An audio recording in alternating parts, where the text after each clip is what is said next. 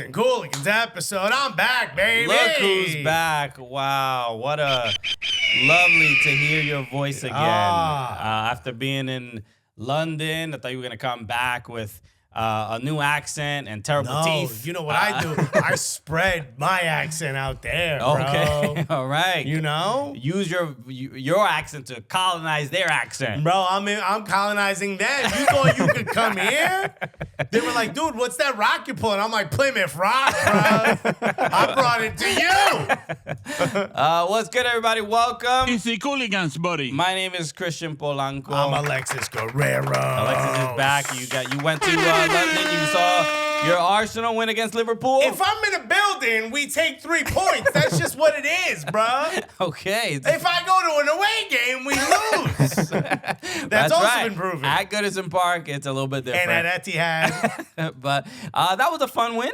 That was nice to see. Against Liverpool? Against top of the league, Liverpool? That's right. Yeah. No, that was not just fun. Yeah. That was life affirming. Okay. And then Arsenal ended up winning. Hold on. I just want Yeah, that's Jamie leaving a game early. In the background. I was just literally gonna mention that West Ham got a touchdown put on them. Damn. Speaking of extra point, dog. Arsenal played better than the Chiefs, to be honest. Arsenal scored more touchdowns in that game than both teams did in the first half. So that was entertaining as well. Arsenal against West Ham. Sorry for all you Hammers. Damn, son. Damn, bro. The Hammers got nailed that day, dog. But I'm chopped. Yeah, I hate to see it. But so that was fun, yes. And the Super Bowl. We got quick reacts to the Super Bowl. I mean, you have Alicia Keys is amazing. That's my reaction to the Super Bowl. Okay, and Usher agrees with you. Damn. Okay? Usher, my eyes are up here, dog. Okay, bro. Because I thought we were just gonna focus on. I expected Usher to take off his shirt and just. Here's the thing: Usher and Alicia Keys clearly know each other. I hope. Okay. Because there's a certain familiarity with each other. And I'm pretty sure Swiss Beats thinks that they know each other a little too well. Yeah. I'm sure he's looking through her phone at this moment going, how well y'all know each other again? No, but look, I mean, they're entertainers. They're putting on a show, and we were all very entertained. Exactly. Swiss Beats might not have been, but I have. But that's part of the show. It's like when, if you're an actor or an actress and you have a love scene in a movie. It's right. Like, you don't go back home. Even if it's a movie where a love scene wasn't expected. You're like, no, you guys are probably going to be singing from two ends of the stadium. No, I'll make my way over there. Your wife can't be like, why are you cheating on me in this, $40 million motion picture? With that Demogorgon. Like, it was a scene, a scene. That's not real, they're dog. entertainers, okay? But no. I will say she is timeless. There's something about her where you're like, that's like those acts that like when they're 80 something or whatever, they're still singing in Vegas. It feels like that's what she's gonna be. Usher will not be. When Usher loses the abs, it's all over. Why is Usher allowed to show his nipples, but Janet Jackson can't? All right. And why did I want to see his more than hers? That's a question I gotta ask myself. I mean, he looks Can't help you with that one. Yeah, 45 years old, abs. He looks very good. Good for him. When he came out in the roller skates? Bro, I thought he was gonna buzz his ass on the roller skates. I'm not gonna lie. When he went Luda. Luda? Oh, Luda. Lil Jon. Love it, bro. I mean, it's for all... Jermaine Dupri. Looking like one of the Lollipop kids out there. The outfits were great. I mean, look, my hot take about the Super Bowl halftime show nowadays, you have to be... You can't dress like a commoner and people... No, you have to dress ridiculously, even if it's quote-unquote bad, so that people are talking about you. Yeah, you need people to yip afterwards. And your SEO, watch Jermaine Dupri drop some new work on some album or some new track or something like that. That's why when we do the halftime show, I'm coming out in a thong. Tanga. We need people to talk. You feel me? We need the chatter to go up. Right? So that's it. That's the strategy going forward. All right. Next episode, you guys just want to come out in thongs or whatever? I'm wearing one right now in training. Okay. We're just seeing how, Did you know if you wear a thong and you fart, you feel it flutter? Did you know that? Wow. That almost sounds poetic. I know Valentine's Day coming up, but put that in the card. I'll make your heart and thong flutter. This joint's so tight, it sounds like you're pulling on a guitar string. Okay. Someone playing a harp? Oh, my bad. That was a silent one. Anyway, a lot to go over because we had two really fun episodes last week. Obviously, Christine Cupo joined us for one of them. That was 2 weeks ago. Was that 2 weeks ago? Yeah, we had. That was a week and a half ago. Yeah, that's week and a half. We had Patrick Vell and Tony Rocha. Yes, Patty Vell, bro. Patty Vell. So it was Cupo, Patrick Vell, and Tony Rocha, the episodes that aired last week, and those were all really fun. We have a really dope one coming up on Thursday with Brendan Hunt of Ted Lasso. You may know Coach Beard. He came through, and we had a great conversation about. It's a big deal. Big deals are starting to swing by the stew. I mean, what can we say, okay? It's weird that you're not here. I know, right? You know who you are. you know exactly who we're talking to. Why haven't you accepted our invitation? Yeah, dog. Okay? Reach your DMs, bro. Is it the thong pictures that we're sending? Is that a problem? Is it the audio notes of it fluttering? So a lot to look forward to, but there was a lot that we didn't get to cover because Alexis was away. So we got to start right now with the World Cup schedule being announced, the match schedule, and the show itself, because it was quite the show. Gianni Infantino, who we all requested, we were like, yo, Gianni has to be a part of it. Yeah, Johnny, and also, could you dress cool? What I mean by cool is, pastor of a mega church. It looks like if Dr. Evil tried to get swag. Yeah. So I mean, Gianni Infantino's wearing a suit hoodie, or he's wearing a jacket? No, a hoodie. No. I think it's part of the blazer. Yeah, I think it's one thing. Which is the worst option. You couldn't have found something that is more. Oh, the kids will like this. How do you do, fellow kids? Right. The Steve Buscemi gif. He's also wearing instead of regular pants or trousers, he's wearing those Instagram ones that are never wrinkle. You know what I mean? Merino wool or whatever they're called. The ad that doesn't stop coming up, and you're like, you know what? I gotta buy it, so the ad stops coming at me. It has the other pocket on the side of the leg. I gotta get it. Look at this, a hidden zipper. My first thought was pants don't need technology, bro. Stop it. These shows are, we know what they are. Look, they sort of try their best. They try to make it for the most possible viewers, the most Is that what they do? I think so. It's like a sort of as generic as possible. Oh, the most universal you mean. I thought you meant to upset the most amount of people. No. Because if so, this one on the board, bro. I think for us who are, the soccer nerds, the people really connected to. You mean the ones who are gonna watch the World Cup? I'm just saying they're not really thinking about us, and this is why you invite Kevin Hart as well. And look, and this is the first thing I thought. I'm like, yo, Kevin Hart. They brought a comedian to announce the World Cup. And look. This is our failure. We're not big enough names. Had we been big enough names? This is on us that we're not at the same level as Kevin Hart. Literally the wealthiest comedian in the world. You do not need to be mad at Kevin. It is our fault. Had we been bigger names, we would have been the ones up there really talking soccer. You know what I mean? So, look, and this is because, Kevin Hart has a very large audience all over the world. So Infantino 100% texts Kevin Hart. Okay, I can That's how you got booked on this. He's like, yo, I was texting my bro Kevin. So I was sending him photos of my hoodies blazer. It's like, yo, you think this is drip? Is this cool drip? or cool? So look, hit one of the two. I don't know what accent I'm doing, by the way. So I don't want to parse it too much because I care that much. Isn't Gianni Infantino Italian? Yeah, he is Italian. They're supposed to dress a lot better than this. Again, look, I'm sure there was some conversation about it, and this is what they ended up with. I don't know how. There's 100% chance that as he put it on for the first time and turned around and got out of the view of anyone in the wardrobe, they all went. You know that sound? Nice little giggle. You know, just not loud enough for your peers to hear, but not the person you're talking about. Not the person. Yeah. It's a signal to everyone else. I'm on the same page as you, but we can't tell this man no. So I don't want to go like too critical about it. The one thing we're looking at the picture here of them. I believe Jenny Taft, Kevin Hart, and Infantino. By the way, Kevin Hart sneakers are like $1,000. Those are the Gucci Adidas. I just thought this posture, also the man spreading of Infantino and Kevin Hart, and Kevin Hart with his hands folded in between his legs.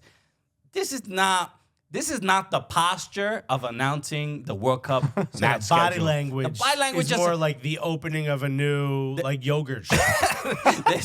there's just like, bro, show this moment a little bit more respect. Bro, this is how we found out that New York was going to host the final. I was going to say, you didn't even start this. New York, we're the soccer capital of the world final, right now. Yeah. And we had to find out through Johnny's horrific blazer and Kevin Hart's complete lack of knowledge of the sport. And look, and Jenny Taft is the only like, what's that? The only positive thing, or the only expert, the person that is there to relay the information to maybe the soccer layman in the country or all over the world. And so saving grace was the word I was thinking of. She's the only saving grace of this whole thing. She did great. But then there were a couple moments that the internet was a little upset with. One, Gianni Infantino sort of making a kind of remark. When he said that Kevin Hart would be a striker, but she would be a cheerleader? That one, you think? Essentially, well, Jenny Taft, I assume, maybe played growing up, or I don't know at what level, but she clearly knows soccer, knows the game,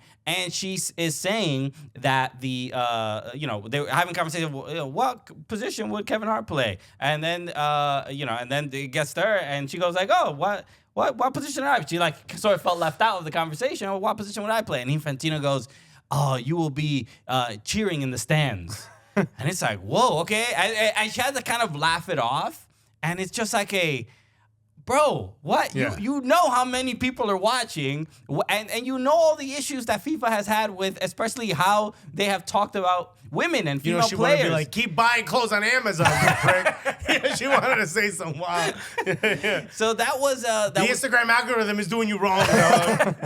So that wasn't not a good look. And and Infantino didn't do himself any real favors. He's not the biggest, I don't know, personality. Why is he there? I don't know why he's there. I was just going to ask. There's no reason for him. This is why. We make fun of it all the time. In Europe, when they do like the draws for like Champions League and stuff, it's like, it looks like you're in a big spaceship. Right. It's like huge for no reason. There's too much music and like orchestra. The pageantry is too big. It's to stop these people from saying these stupid things. I figured it out. It's like, as performers, we know that the producers don't need to be on camera. That's not what it is. Sometimes the producers, the people who have the money, they're like, yo, I could do that. There's a reason why the CEO of Apple doesn't walk into all their shows on Apple Plus, on Apple TV Plus. Even though Tim Cook, he's all right on camera. Yeah, he's all right. He's done a couple of sketches and a couple bits. He does all the, what's that, when they announced the new phones and stuff. Products, Yeah. He does all that. He does a great job. But, when you need to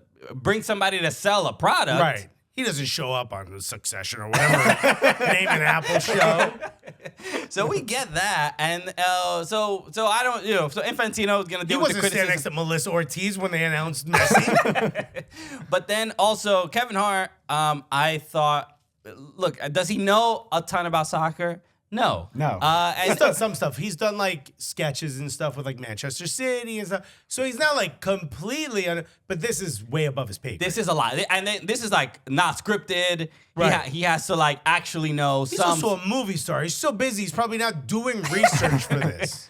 So also, this is how comedians are. You're like, I'll show up and I'll figure Right. I'm funny. Riff. Yeah. I got it. I mean, how many million? Here's the data package. No, I heard you. I'll riff through the whole thing. There's 108 matches in the World Cup. No. I mean, you expect me to read all this? Bro, it could be 1,000. I'll be jokey.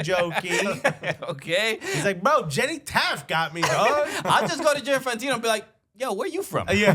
What do you do for work? Yo, talk to me about your shirt. And boom, we got a show. We got an hour and a half film, dog. We don't even need to talk about the World Cup now that I think about it. Okay, the crowd work World Cup special by Kevin Hart. Kevin Hart's just holding a microphone the whole time. So he didn't know that much, but I'm watching. I'm a comedian. I also work in soccer. I'm required to know a bit about both of those industries for me to do this job. Yeah. And so I'm watching. So you're watching Kevin Hart, and you're like, there's a little bit of envy, a little jealousy of like, bro, this is a job for the Cooligans. If we were doing this, it would have been so fun. There would have been so many specific jokes Can about. you imagine you guys on stage next to Johnny Infantino? Dude, we would have been roasting his hoodie. This hoodie blazer would have been taken off. He would have taken this off before the end of the show. They would have been like, all right, time to pick though. And that's what I'm saying. Alexis is like, oh my God, blazer. He would have been announcing the World Cup final in a tank top. He would have been done. Just flexing his pecs. Okay. Oh my God. So, if you are going to the World Cup final, don't take the train at 3 o'clock wearing this shirt. Okay. Because you're about to get cooked by Dominican teenagers.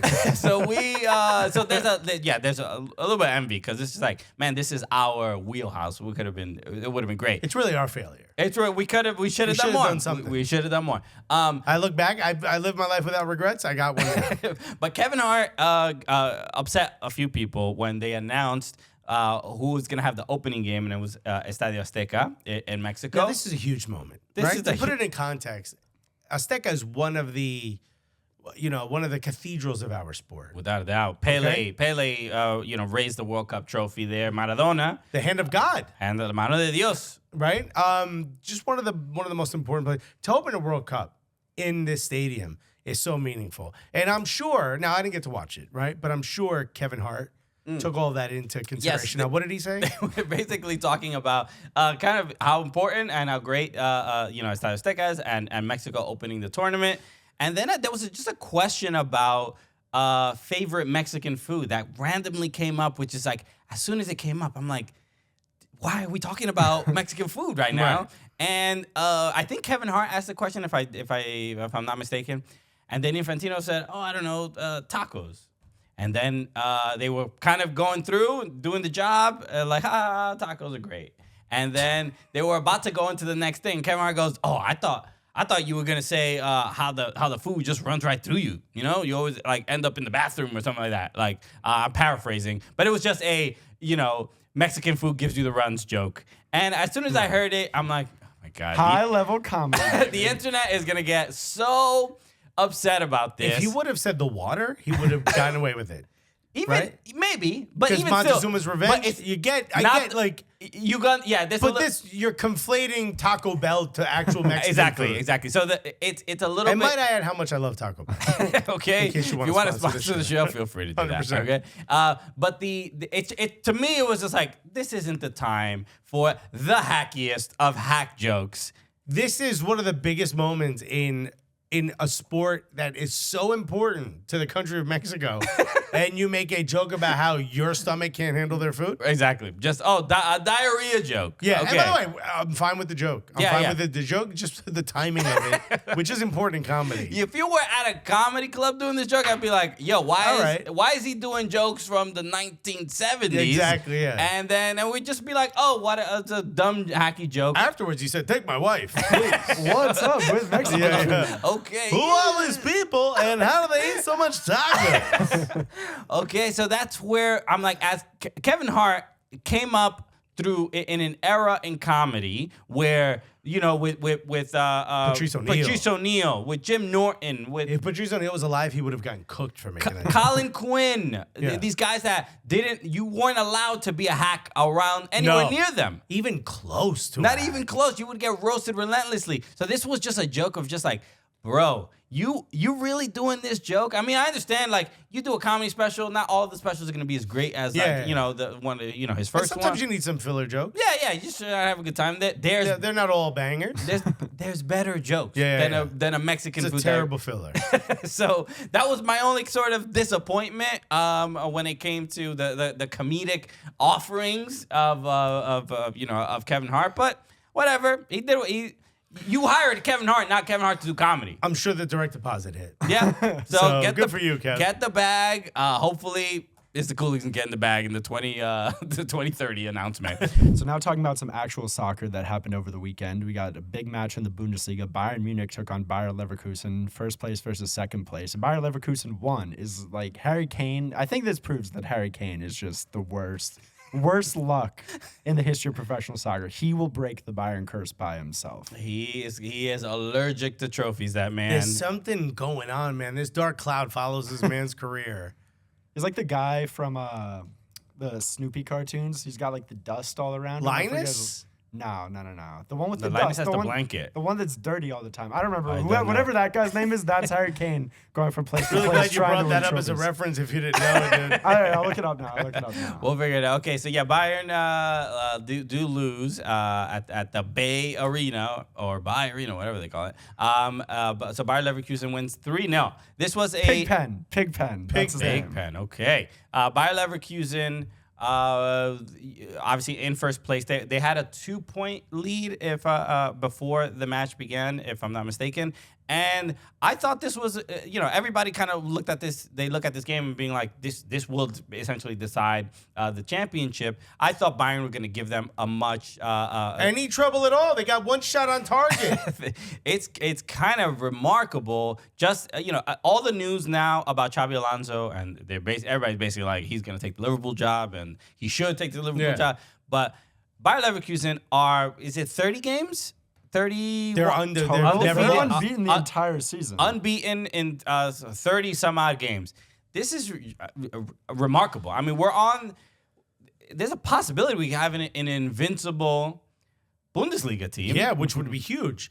If you look back at this, a lot of us will remember, the tactics, incredible. Florian Wirtz is absolutely incredible. So good. The idea to put in Adli in instead of a Schick is a tactical genius. Grimaldo being a left back and his heat map looks like he's a striker. All of this is absolutely. His goal was a class, yeah. Why are you up that far? Nico goes, he might be the best left back in the world. I'm like, how do you compare him to any other left back? Right. You'd have to compare him to attacking midfielders based on the way he plays. The tactics are incredible. If you want a breakdown of Xabi Alonso, there's a million of them, but he plays two different sides of the field or two different things. Absolutely incredible. If you look at Tuchel, what are you doing, dog? You bring in Sasha Bowie, literally the best right back in all of Turkey, this young Frenchman who seems like the future of the right back, and you play him at left back, where he's never played before. And then when you bring in Guerrero, a left back, who looks good in place of Alphonso Davies, who scored a goal at left back, and you put him at right back. What are you doing, dog? Tuchel trying to lose, dog. There was an article in The Athletic. I only saw the headline, but I got to read the article. But it basically just said, like, essentially, like, you'd be surprised at how terrible players are with their weak foot. Like, meaning, like, you don't need to have a good weak foot to even be a professional footballer. You just need one good foot. That's a 50-50 chance, dog. So you can't be swapping the guys on different sides of the field. The first thing I thought of was, remember John Terry? What's his name? Terry, the basketball player who won the NBA Finals with the Cavs, who got the tattoo of the final right before it. He was a point guard. Terry. Jason Terry? Terry? Maybe. I don't remember. He could only dribble with his right hand. He literally couldn't do anything with his left. And people were like, "Oh, he's only got one hand." He's like, "You ain't been able to stop me with only one hand." And it's like, "Oh yeah, it kind of works." But this was absolutely. So here's one of the pieces that I absolutely love. So Nkapie is incredible. He's, I guess, the left center back. But so Grimaldo typically comes up and kind of hangs out wide on the flank. But what he did was he cut in to the space where Wirtz is right there. Yeah. So he would cut in, which made Mazraoui, Goretzka, and Dyer have to figure out which one of us should go up. Mm-hmm. And they kept pulling Dyer and Kim out of position because they want to be so aggressive that it's like, bro, you left these acres of space back there. It really, honestly, tactically made Tuchel look like he didn't know what the hell he was doing. He looked like he ain't got no good feet. Bayern losing 3-0, one shot on goal, is an embarrassing defeat for the Rekordmeister, as they always they kept saying in the broadcast. Go down and look at the XG. Where's the XG? It's right there. 1.32. They scored 3. Yeah. Yours is 0.5. You ain't scored nothing. Dog, 1.3, but you scored 3 just goes to show just how, lethal these guys are. Yeah. And that's without, who's my guy? Boniface. Yeah. That's without Kusunu. That's without, like, some of the best starting players. Yeah. This is, I mean, look, I guess this was the game at least I was waiting for to just be like, this Leverkusen streak and all this stuff is like not a fluke or whatever. But this was Bayern's one opportunity to really kind of just like change the narrative a little bit. And I don't know if you saw, there's a clip of Thomas Müller cooking everyone, everybody. Crazy, but I don't even speak German. I'm like, yo, this man, I know exactly what he's saying. Yeah. I know he's upset. Bro, a guy yelling in German always, my point of reference is always one thing. And I'm like, it's yo. a bad one. It's a bad one. Yeah, Poland might want to shore up the borders. That's my first thought. It's like, yo, Germans need anger management at like 3 years old, bro. Yeah, y'all ever say like the marketing, just the PR for a German man yelling has been ruined. There's no context that changes it. He was upset. I believe the reporter asking him about Tuchel and like his Tuchel as a manager and stuff like that. And he basically focused the attention on the players. And he said we have like 11 international players. Blah blah blah. So he was pissed off. But he has every right. And this is a guy who doesn't get that pissed. This is a guy who's like Lewandowski. Yeah. He's like this is a fun guy. He's a chill guy. You ruined Thomas Müller, dude. But then there's a part of me that's like, bro, you've never not won in your like time in Bayern. Yeah. You've never not won. Why are you so mad? Like, yeah, but can you imagine how upset Bayern fans would be if he was kind of chill about it? He's like, look, I didn't want to have to buy a new trophy. I mean, there has to be some level. I've done this 11 times in a row, bro. Someone else can have this all the time. But imagine he was like, this is kind of exciting, isn't it? Oh my God, we're losing, dude. Finally. You'll be like, you tell your wife, we've had sex 30 straight days in a row, and on the 31st day, she's like, oh, I'm not in the mood. You're gonna do this to me? Dude, wow. What am I supposed to do with all this poison in my body? It's unhealthy for me to not get it out. Oh, damn. It just seems ridiculous. I'm going to forget what you feel like. Don't get mad at me if I find somebody else. I know, yeah. Mad toxic, bro. Wild Thomas, toxic. Relax, dog. Yo, chill. Give Shorty a break. So, yeah, man. Look, it's we can talk a little bit more about Xabi Alonso because I think this is obviously a big a statement win, and it does feel. Click on Harry Kane's face. Oh yeah. Actually, let's talk about Harry Kane.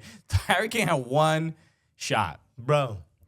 Their shot. Their one shot on target. I didn't even know if it wasn't on target. This was not this was on shot. Like you could see on the screen, it was blocked. So this wasn't even their shot on target. This wasn't their shot on target. This was just Hey, he got 9 out of 10 accurate passes, 90% passing. Okay. Chance created, not a 1. That wasn't their fault. I don't think that was his fault. But if you scroll down, you can see his touches. It's just got to mess with him mentally so much. He's like, is it me? Is it me? That's got to be going through his head. At this 18 point. touches, though. Yeah. Not enough for Harry Kane. Can we let's click on like Adley might not be a good point because you're playing the false 9, but let's click on Florian Wirtz and let's just see how many touches he had. You just passed it. There it is at the top. 71. 71. That's a little bit more. A midfielder will have, or a winger, whatever he plays, kind of a little bit of both. He's going to 4.5 times? Yeah. I mean, but look. Good Adley. Well, let's see what Adley had. Because maybe it's pretty fair for a game of this 52. 52. That's a significant amount more. You were there. You were present. Yeah. You said he was active. Hey, teach, I'm here. Yeah. This is like when my friends would get into fights and I would just like show up at the end. You know what I mean? Like that. Yeah, son, don't mess with us anymore, bro. Okay. Like, I wasn't here the whole time. Yeah. Man, I just feel good having another victory on my belt. I'm just shaking my hand like it hurts. What do you guys want to do? Get pizza after this?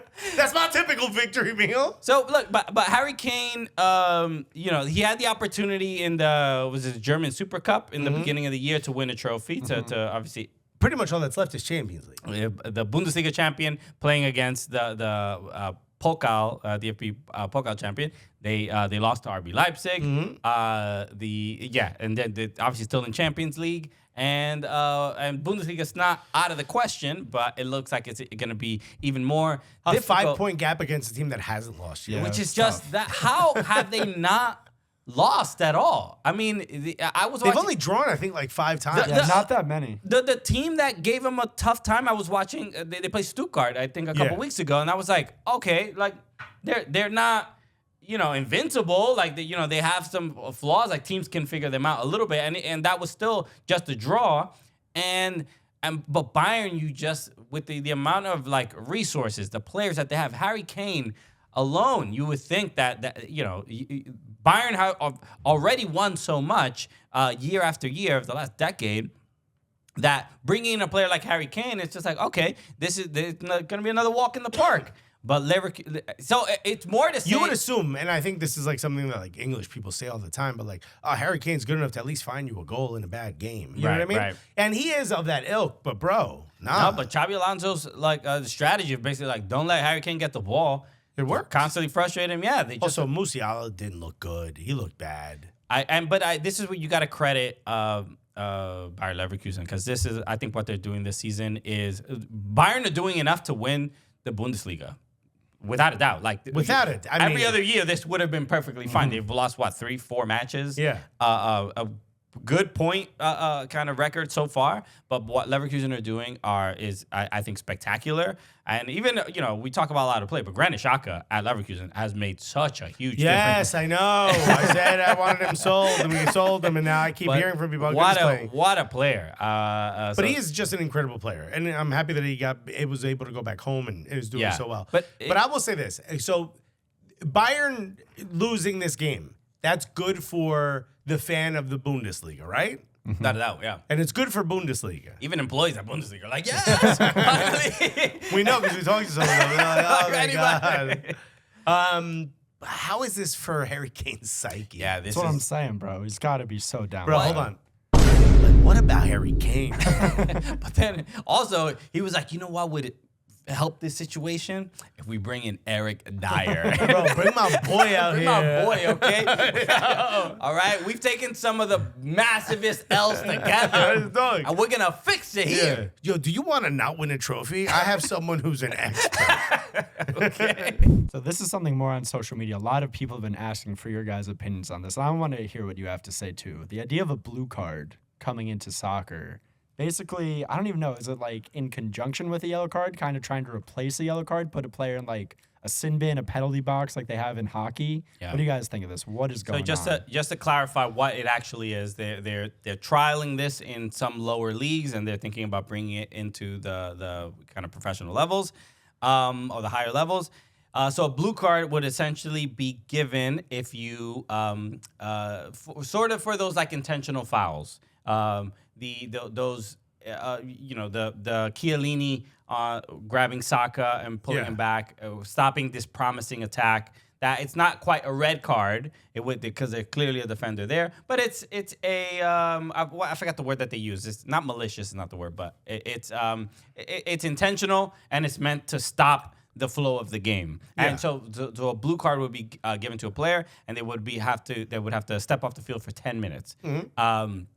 A lot of people don't like this idea. They think a yellow card is perfectly fine. I think the intent behind it, or the spirit behind it, is to not have these fouls at all, so that the flow of the game could. So instead of Chiellini grabbing Saka like that and stopping him from what totally could have been a goal, or at least a really good play, I think the thought is that fans would want to see that instead of this foul. So that would be a blue card. And then the second reason you would give a blue card is for dissent, for swarming the referees, being disrespectful to the referees. Not quite a red to be sent off, but just to be like, hey, un pau. You got to go over there and go think about what you've done. Think about what you did, and then we'll come back. So a lot of people are upset about it, but we can kind of share our thoughts on what we think. Let me start with the idea of it being blue is stupid. Okay. If color's the first issue. That's the first part. If it's not quite yellow, and it's a little more than yellow and not quite red, That's orange. Okay. It should be an orange card. I think maybe so my retort there would be that it might be hard to distinguish between an orange. Yeah, you think I wasn't ready for you? It's not a card. You think I wasn't ready for you, my guy? you got an orange circle. Yeah. You've been issued. It's still a card. It's just a square with rounded edges. I forget what is it, beveled edge. There's a term for a square with rounded edges. I forget what it is. So first, if it's more than yellow, not quite a red, that should be orange. Second of all, why are we constantly trying to add things to this game that slow, confuse, and take the fans out of it? One of the most beautiful things about the sport of football is its flowing, free-flowing style. Think about how dumb it was when we thought, just when they first announced that they were going to add water breaks to the Qatar World Cup. And we're like, oh, but the game and this and that. We're not even talking about potential injuries of a player at the end of a match. They've been running for 70-plus minutes, and now they got to go out there and stand, and they're coming into a really high-octane moment in a game. This is only going to cause more and more problems. Look, a lot of times you have to ask yourself, is the juice worth the squeeze? Are we doing stuff simply to do stuff, or are we thinking about what the consequences of these decisions and what they will mean? And look, yes, the Chiellini grabbing Saka by the collar, it was horrific, right? We didn't want to see it. We wanted to see a goal score moment. If you're Italian, you're thinking to yourself, that's a high IQ moment right there. Yeah. Because he was far enough where it wasn't a red. It was like a perfect time to do it. It's frustrating. More frustrating would to see Chiellini have to step off the pitch for 10 minutes, and would that even give you the advantage that you wanted? That wouldn't give you back that goal. How terrible would that be? Because England could have won the Euro. And then for us. Who would have wanted that? Oh, my God. Oh, it came home? I don't want to hear that remix. So, just in general, this seems like another thing. Look, I thought VAR was a good idea. I still think it can be. It's just being really wrongly implemented. Shouts to AFCON that's doing an incredible job with VAR, by the way. So obviously it can be done. It is you. Okay, the problem was you the whole time. Clearly VAR is something that could be a positive. Even checking every goal to make sure it went in. At some points you start to feel like, could you do this a little faster? Yeah. You know what I mean? It feels like it feels uncomfortable to sit there and wait and then have just someone go, hey, I did, as opposed to being able to really celebrate. But now adding this on top of that, sin bins and all this stuff, bro, it's too much. There's ways to regulate the game.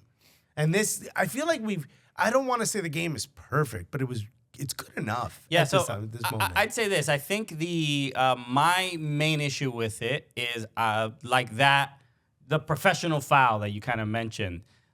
That is, I like that part of the game. I think that is... You need to be intelligent. Right, you have to have a high football IQ to make those I'm fouls. not, like, when Chiellini did that, I wasn't like, man, damn, we didn't get to see a possible goal. I said, yo, he almost ripped that dude's shirt off. Yo, that was crazy. Bro, horse collar in soccer? That's 15 yards, dog. Yeah. So the fact that I got to see such a wild foul... was that provided a fair amount of entertainment. So and it gave us stuff to talk about, which for us is good. Yeah, so I'm less okay with a blue card being given for that than for like dissent. I think dissent, there has to be some level of protection with referees. We've been seeing so many crazy incidents at high levels, at amateur levels with referees. I think the blue card gives an opportunity to have a little bit more authority to police this disrespectful behavior that I think we don't want to see in the game. So I have a better idea. If people are crowding around you, give the captain a red card. Or give the captain a yellow card. I mean... The captain is supposed to be the one responsible for getting the other players away from the ref and have that conversation with the ref if a conversation needs to be had with the ref. That's part of the game, is communicating with the ref how the game is being called. But that's the thing, is that certain players can influence the game and influence the referee by constantly... It's part of the game. But I have to... think about... Look, Christina Uncle, she retweeted our tweet, because I had tweeted this about, when yellow cards and red cards were created, I said they were invented for Pele because he was being, during I think it was the '66 World Cup, and he had to miss I think he had to miss like one of the World Yeah, Cups. they were fouling the shit out of They him. were fouling him like crazy because the cards didn't exist. And somebody said like it wasn't Pele, that it was in 1966. There was a game between England and Argentina, and the head of the referees created it because it was literally almost chaotic. It was just chaotic, which I think both are sort of a factor because I've read a bunch of stuff about, Pele was literally the most popular player in the world, and he was missing matches, he was missing tournaments. So financially, it was just like, we can't have the greatest player ever not playing and stuff like that. So I think it's a little bit of both. Or at least Pele was definitely a big influence. But Christina Uncle, she, I had asked the question, who are they making the blue cards for?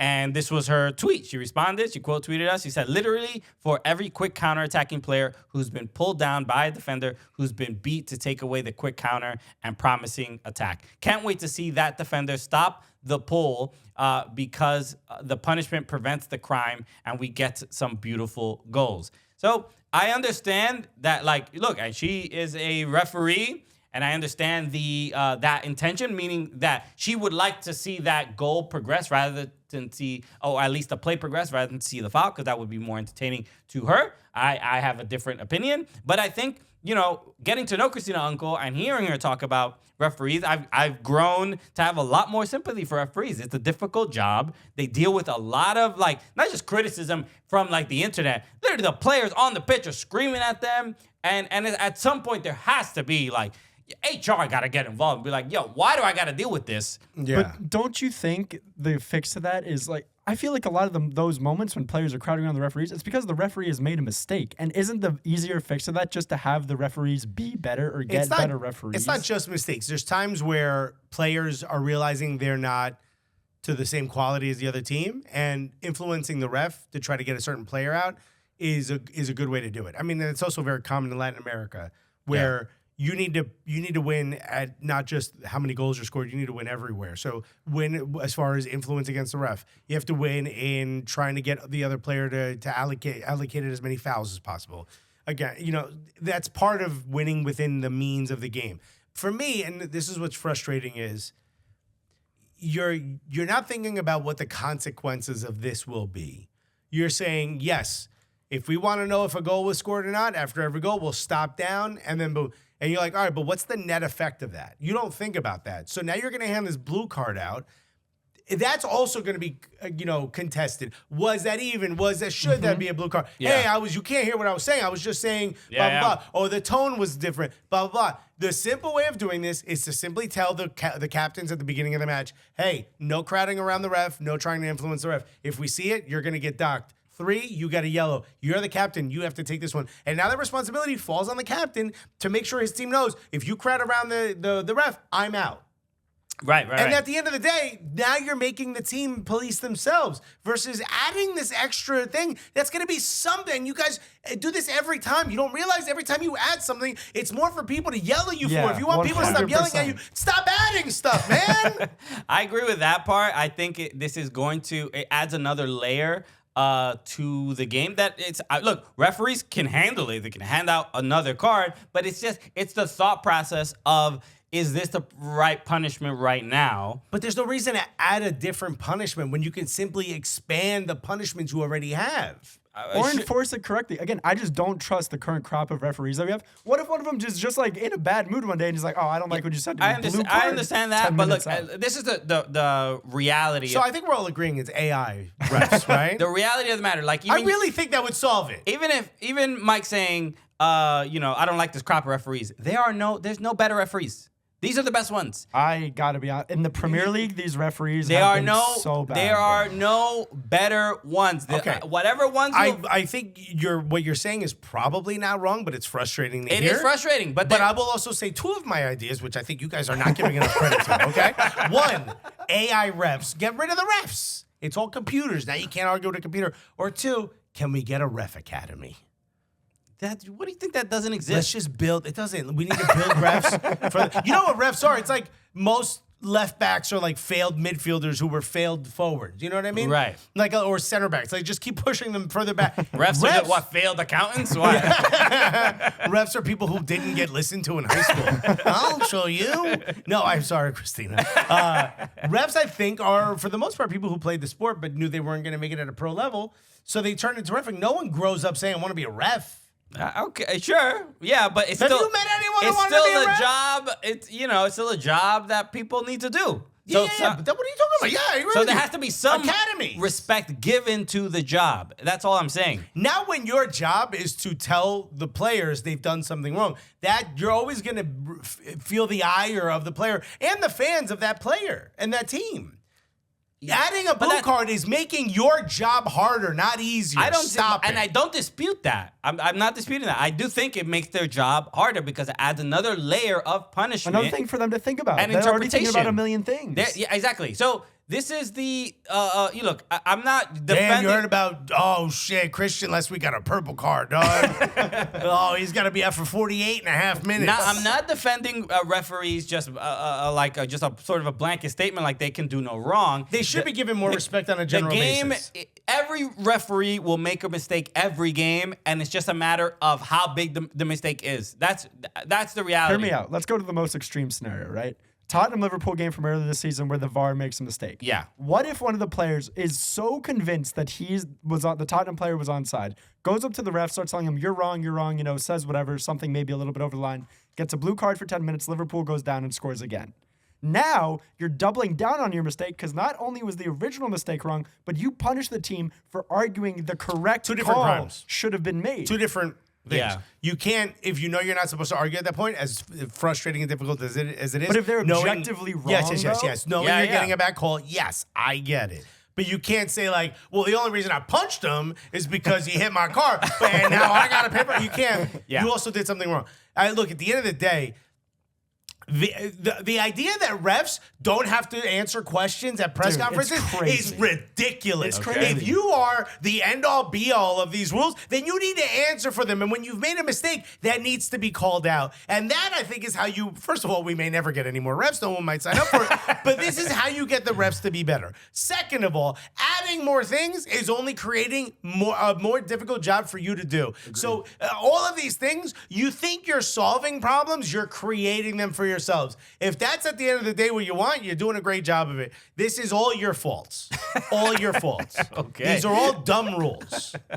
So over the weekend, there were the finals to two tournaments that we haven't really talked about too much. Honestly, have we? I don't think we've talked about them at all since they've been really happening. We brought them up in the beginning during the group stages. Yeah, but really a little haven't. bit. Yeah, not too much since then. But the Asia Cup and AFCON both finished this weekend. Congrats to Qatar and Ivory Coast for winning their respective championships. But Ivory Coast without a manager.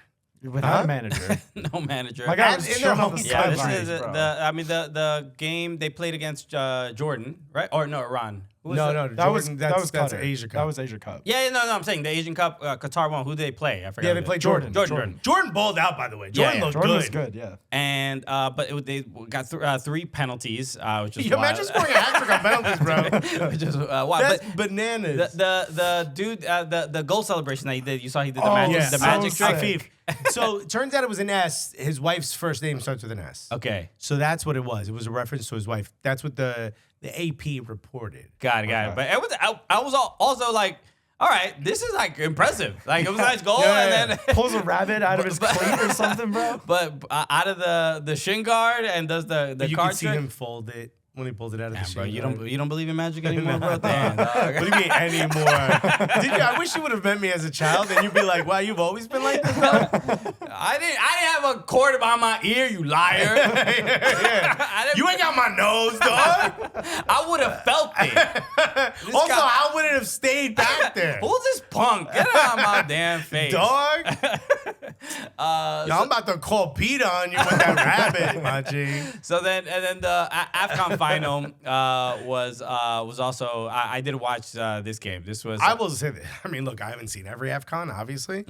This might be the best AFCON Yeah. I've ever watched. This So has good. been absolutely exciting, titillating. I might even say. A lot of just wild games. Kind of like I haven't seen too many AFCON tournaments, but this tournament I watched the most games ever, and it's one of those things where you don't know. I personally don't know like what quality to expect from each particular country. Right. I go online like everybody Their fans else. don't either. Yeah, you know what I mean? This was a very upside down. But even like I go on Twitter and I'm like, I see Cape Verde playing really well. I'm like, okay, maybe I'll learn a little bit something. And then people like on Twitter like, yo, have you seen the Cape Verdean women? It's like, okay, all right, is this what I should be paying attention to? Oh, by the way, you know all those camera guys that are trained to just find the baddies in the stadium? Yeah. They're all at AFCON. It is nonstop. They hire the best of the best. Oh my God. Okay. It is nonstop. The horniest group of cameramen. Okay. So it was entertaining tournament throughout, to say the least. Ivory Coast, who had one win in the group stage. They were very, very poor. Bro, they lost 4-0 to Equatorial Guinea. Yeah. And now they've won the whole thing. You know at home. Equatorial Guinea is the only African country that speaks Spanish. They're the only one that pronounce it Africa. Okay, love it. So Ivory Coast had a terrible start. Obviously, they. By the way, the reason they speak Spanish is not for a good reason. Same with the Portuguese or the French. The reason I speak Spanish is not for a good reason. Yeah. Okay. The reason I speak Spanish also not for a good reason. Same reason we speak English is not a good reason either. So, look, we can get into a whole thing. There was actually a slight positive as to me speaking English. Thank you for letting my mother in the country. Anyway, so Ivory Coast, they sacked their manager after the group stage. Before they qualified for the knockout stages. Yeah, because they were like, and then they qualified. They were like, because another, the results of the other team, they got in as a third place team. They tried to borrow Renard. Hervé Renard, who was the Saudi Arabian manager at the Men's World Cup. Who he's French women right now. They tried to borrow him. They tried to loan a manager. Yo, for a couple minutes, he's not doing anything right Bro, now. I know he's your man, bro, but I just need him for this one thing. One last job. Yeah. That's like my boy got caught cheating on his girl, and the girl was obviously very upset. And he's like, bro, she means nothing to me. I'm going to break it off after next weekend. And she was like, after next weekend? He's like, bro, I promise her I go to her brother's wedding. Hey, yo, she let him go, dog. Whoa! Hey, you know what? Hervé Renard, bro. She hit him with the, you know what? But he comes back home to me. That's right. I hope you ain't dancing right now. She was watching that like Swizz was watching the halftime show. She was outside the shrubs. I do appreciate though how the Ivory Coast was just like, all right, who do we need to stand in our sideline if we don't have a manager? The most ripped assistant we have. The dude was in like the XL medium shirt. His arms are puffing out. Homie swole. By the way, this is his first managerial job ever. Look at that. Right. Bro, crazy. I thought it was nutritionist just on the side. Hilarious. The physio is up there. Wins the whole thing. But you know who I feel great? First of all, Sebastian Haller. What a great story. Beats testicular cancer or remission. I know my wife works in cancer, so you never say beats cancer. But, he survives that. I talked to Charlie about that this morning, just the pulling at your heartstrings, but also the feeling of like, all right, none of this is really as important as we made it all out to be. Life is the most important thing. So you could kind of see that when he tried the bicycle kick, if that would have gone in. We're like, oh, this dude playing with no worry, bro. He going for it. And then that little dink at the end, to score the winner. Yeah, I thought it was an own goal. I mean, it was just a great play. Yeah. The speed of it was quick. He stuck his leg up there, and Truce Tekong, who scored the goal for Nigeria in the first time, William Truce Tekong, where does he plays for PAOK? But I think did he grow up in England? He might. I've seen like an interview with him, and he's just like a really great dude. But a lot of the Nigerian team are all, as Iwobi put it in an interview, they're all mandem. Yeah. They're all. He's from the Netherlands, Truce Tekong. Okay. But a lot of people on this team now, obviously Adamoah Lookman, I believe, grew up in London. Yeah. But yeah, he was like, he goes. I think Iwobi was like not technically the first. I think there was a goalkeeper. But Iwobi was the first one to be like, yeah, I grew up in London or whatever, but I'm going to side with my diaspora. But Troost-Ekong is the center back, but he scored a couple goals in the tournament, and just a strong defender, great player, and he was the guy marking Sebastian Haller. And it was one of the things where the ball arrived so quickly into the box where he was like, Haller's foot is not anywhere near. Like my face is gonna, and then like, you'd have to be a kung fu master. It's like the Rockettes, bro. Is gonna get to this ball before anybody's foot does, and Haller he hit the ball with like with the studs, which is from the angle that it was coming at, it was like he pinged it off of his foot and it hit it into the far netting. Terzic is like, yo, why don't you do that at BBB, dog? There was a little bit. Why am I not seeing this at home, my G? So just a great moment. Obviously. Didier Drogba, by the way. Yeah. Did you see that? Yeah. I mean, I know legend. He was screaming, he was crying. But I mean, the scenes of him sitting, not even in like a seat, he was like in the stairs, trying to watch, and just the emotions. To think back to this man stopped a civil war in this country by saying, "Hey, if y'all don't put your guns down, we're not playing." To stop a civil war in the country, and then to be a part of this scene, be a significant member of this team. He would run into the stands and the crowd. He was like so excited and so happy. But they won at home. To come to that, like that full circle moment must be so wild. That too, but then it's also when you see the initial images from the group stages, it's just like, yo, why are you making Drogba so sad, bro? As sad as he made Arsenal fans, why are you doing that to him? My man is... He's one of those people that you just can't hate. Without doubt. I can't hate Drogba. Yeah. Oh, yeah. And you met him. I saw him at when we were at the EAFC event. And I was like, bro, this man, I want to hate him as much as he used to kill Arsenal, but I can't. And then I put the mic on him, and he was like, I enjoyed killing Arsenal. I'm like, stop, man. I even like you that you said that. It's so hard I to don't want hate to you like you saying that. But this was someone who, we went to go see him play in a playoff game in Montreal. Right.